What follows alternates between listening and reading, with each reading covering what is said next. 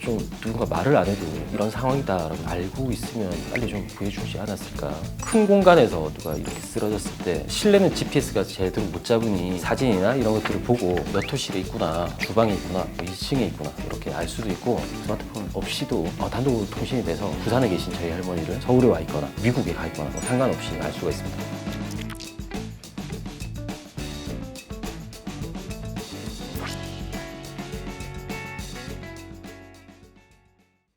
안녕하십니까. 저는 주식회사 캐즈의 이원민이라고 합니다. 저희는 웨어러블이나 기타 통신기기 그리고 소프트웨어를 만드는 회사입니다. 지금은 스마트 밴드와 모니터링 시스템을 제작을 해서 사람들의 안전을 좀 관리하는 그런 제품 서비스를 만들고 있습니다.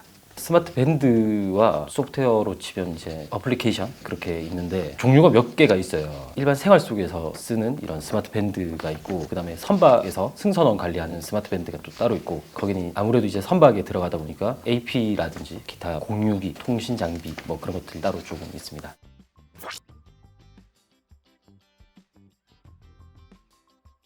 일단 말 그대로 저희는 시계 기능을 아예 빼버렸습니다. 통화라든지 문자라든지 그런 기능을 빼고 오직 그냥 안전을 감시하기 위한, 그러니까 위험 상황을 감시하기 위한 그런 장치로 제작을 해놨습니다. 요즘에 다른 워치들 많이 보셔서 아시겠지만 저희 밴드 같은 경우는 기존의 뭐 심박수라든지 충격량 측정한다든지 낙상을 감지하는 그런 것들인데, 당연히 뭐 저희도 그런 것들이 되는데 체온이라든지 심박, 충격량, 기타 데이터를 좀 저희가 수집을 해서 이상 상황이라고 생각이 되면 저희 스마트 밴드에는 이제 렌즈가 들어가 있습니다. 카메라 렌즈가 들어가 있는데 이상 상황이라고 판단이 되면 밴드가 자동으로 카메라를 작동시켜서 주변을 촬영을 합니다. 그래서 촬영이 다 되면 지정해 놓은 보호자 혹은 관리자에게 자동으로 전송을 해주고 어플리케이션으로 알람을 주게 돼 있습니다.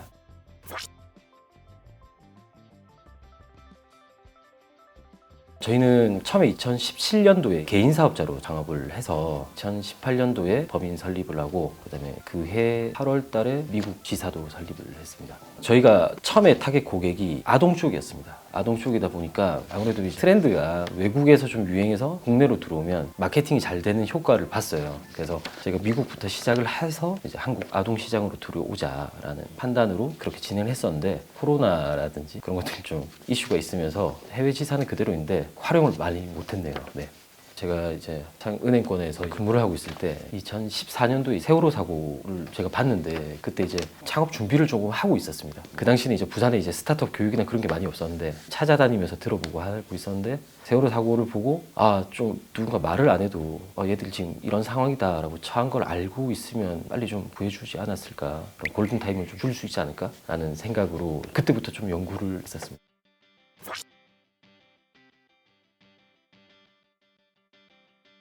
저희가 만들어서 서비스하고자 하는 곳은 다양하게 있는데, 지금 현재는 방금 말씀드렸던 안전 감지하는 그런 일상생활 속에서 일어나는 생활 쪽 사고 감지하는 그런 제품과 선박 쪽 제품인데, 추가로 지금 하고 있는 거는 건설 현장이라든지 생산 현장 근로자들도 위험에 노출돼 있다 보니까 그쪽을 겨냥한 제품 서비스도 기획을 하고 있고요.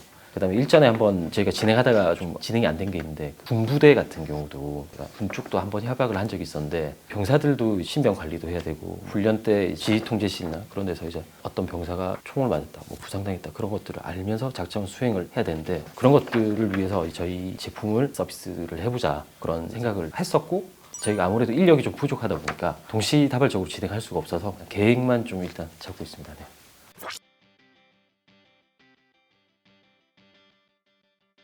일단 저희가 아동 쪽으로도 테스트를 해봤습니다. 아동 같은 경우는 굉장히 좀 힘든 게, 애들은 이제 갑자기 웃으면서 막 놀다가 넘어져서 울다가 갑자기 또 일어나서 웃으면서 막 뛰어다니거든요. 그런 부분이 굉장히 힘든 부분이 있어서 재밌는 오류들이 좀 많습니다. 아동 쪽은. 그래도 그런 잘못된 알람 중에 혹이나 뭐 정말 일어나서는 안 될 일이 있을 수 있으니 모든 상황을 일단 저희가 체크를 하도록 설정을 해놨습니다.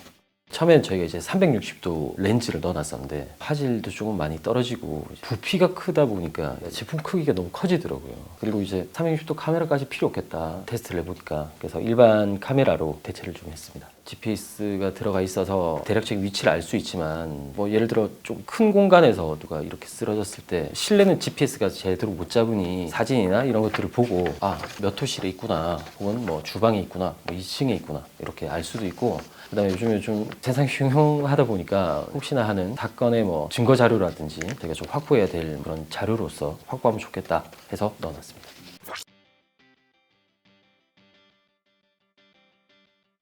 저희 제품 이렇게 착용을 하시면 착용자의 지금 현재 상태를 3초에서 5초 정도 그 데이터 센싱을 합니다. 그래서 현재 자료가 기본값이 되는 그런 형태입니다. 거기다가 기초 정보 이제 수기로 입력을 해주셔야 되는 키나 몸무게, 혈액형, 비상 상황 때 이제 뭐 병원에 한 번에 이렇게 알려주면 편하겠다 싶어서 신체 정보, 혈액형이라든지 그런 것들을 좀 측정하게 돼 있습니다. 네. 심박수, 체온, 그리고 충격량 이것들을 분석해서 활동량으로 뽑아냅니다. 그리고 이것들을 정리를 해서 스트레스 지수를 저희가 측정을 하는 식으로 되어 있습니다. 당뇨라든지 희귀병이라든지 그런 분들은 혈액형이나 뭐 자기 신체 정보를 써서 들고 다니잖아요. 신고를 해달라, 도움을 달라, 그런 식으로 저희도 뭐 언젠가는 이제 직접적으로 병원이나 119로 다이렉트로 이렇게 연결이 될 수 있을 수 있으니 기존에 자기 정보를 좀 꼼꼼하게 정리를 해서 입력을 해놓으면 아무래도 조금 더 생명을 구하는데 빠르게 시간을 쓸 수 있을 것 같아서 입력을 하게 돼 있습니다.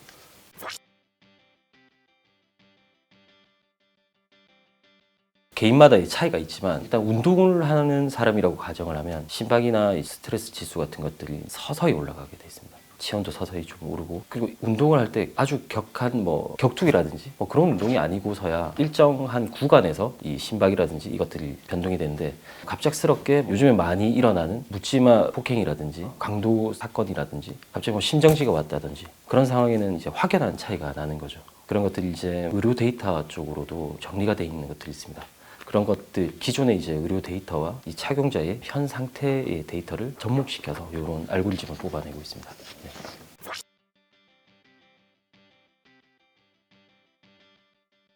네, 맞습니다. 그냥 스마트 밴드를 착용하신 분은 차고 그냥 일상생활을 하시면 되고, 이 착용자를 관리하는 자녀분들이라든지 사회복지사분들이라든지 그분들은 이제 어플리케이션이나 PC 버전도 있어서 그 두 가지로 모니터링만 하시면 됩니다.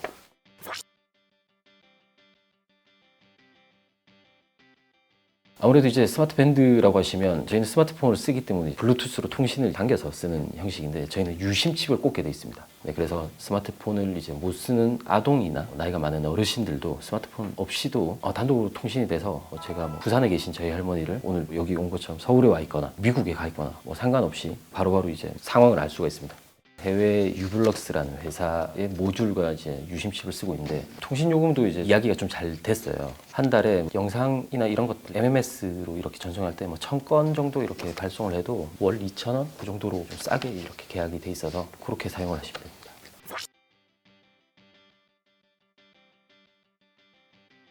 일전에 저희가 이제 좀 테스트한 게 있었는데, 저희가 이제 부산에 한 병원하고 MOU 체결이 돼 있는데, 그 전에는 저희가 현재 상황에서 신체 특징이나 그런 것들에 대한 데이터들, 그러니까 생활 습관, 걸음걸이라든지 100m를 몇 걸음에 갔다 뭐 등등을 측정을 해서 어디가 부상이 오겠다, 감기가 걸리겠다, 그 정도 예측은 예전에도 가능이 됐었는데, 지금 이제 의료 데이터랑 그런 것들을 좀 접목을 하고 현재 뭐 병력이라든지 뭐 그런 것들을 좀 종합해서 저희가 조금 더 기술 좀 발달시키면 중병이라든지 그런 것들도 좀 예측을 하고 관리를 할 수 있지 않을까 생각하고 있습니다.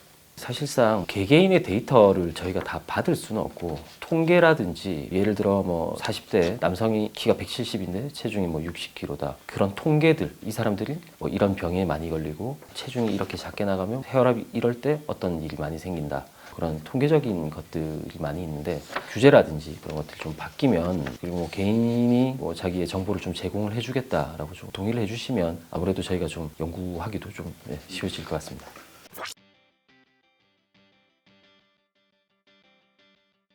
부산 크루즈가 몇 개 있거든요. 그 중에 하나에 저희가 이제 한번 설치를 해서 테스트도 한번 진행했고, 그걸 토대로 선박 관련한 회사가 있는데 거기서 이제 판매가 좀 이루어지고 있고, 그 회사에 그렇게 하다 보니 한 단계 더 나아서 저희가 이제 제조사로서 해경 해군 쪽으로 이야기가 좀 되고 있는 게 있습니다. 일반 선박 같은 경우는 승선원을 관리하는 목적이고, 크루즈 같은 경우는 아무래도 고객들을 탑승을 해서 고객들 안전도 관리를 해야 되다 보니 그런 쪽으로 하고 있습니다. 네. 아무래도 이제 어디에 쓰냐, 누구에게 쓰냐에 따라서 기능과 그런 것들이 좀 달라지기 때문에 조금씩 다 기기나 서비스들을 좀 다르게 해서 아무래도 기기라든지 그런 단가도 좀 내리고 뭐 올려야 되는 부분은 좀 올려서 디테일하게 들어가야 되고 다 차별점을 조금씩 두고 있습니다.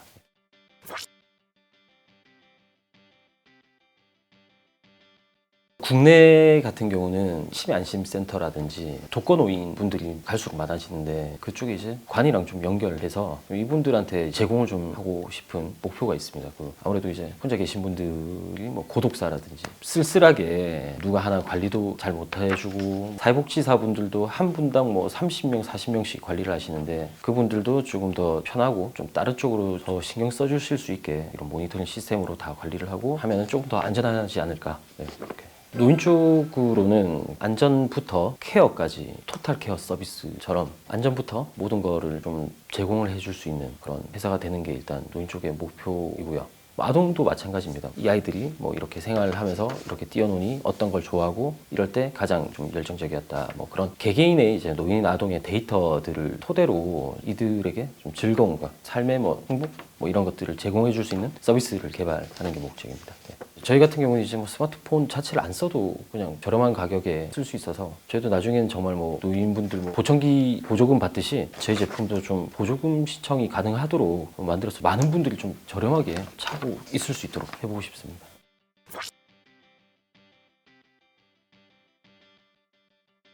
노인 쪽으로 실버 시장 쪽으로 좀 갈 생각입니다. 지금 안 그래도 저희가 해외 크라우드 펀딩을 예전에도 한번 했었는데 지금도 뭐 잠깐 하고 있습니다. 잠깐 하고 있지만 미국이나 일본, 유럽 같이 노인 인구가 많고 복지가 좀 잘 돼 있는 그런 나라들에 먼저 좀 진출을 하는 것을 목표로 하고 있습니다.